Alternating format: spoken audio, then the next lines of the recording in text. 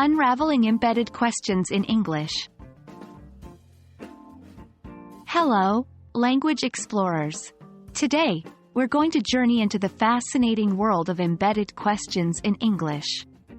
As part of our series on reporting questions, this segment is going to dive deep into how embedded questions are defined and used.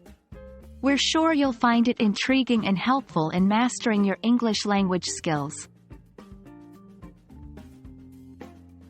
Embedded questions, sometimes called indirect questions, are queries nestled inside a larger sentence structure. Instead of using a question mark, they often end with a period. It's because they aren't asking a question directly but rather reporting one. Let's illustrate this with an example. Direct question. Where is the museum? Embedded question. She asked where the museum was.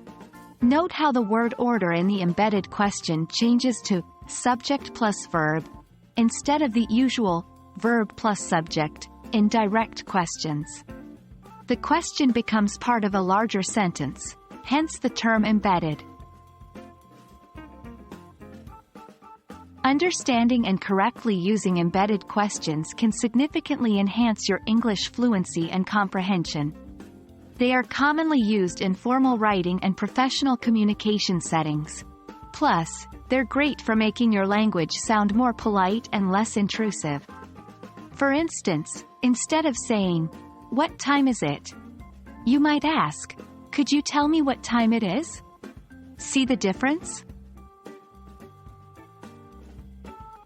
Remember that in most embedded questions, the question word, who, what, where, when, why, how, is followed by the subject and then the verb. It's a shift from the usual question structure. But be careful, if the question word is the subject of the question, the order doesn't change. Here's an example. Direct question. Who called me? Embedded question. Do you know who called me?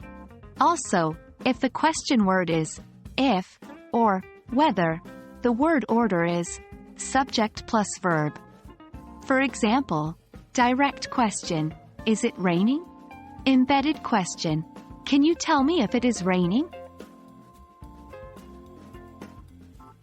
That's a wrap on our journey into the world of embedded questions. With some practice, you'll master this important English grammar concept in no time. Remember, don't just learn it. Try to incorporate these structures into your daily conversations. See you in our next video, where we'll continue our exploration of English language wonders.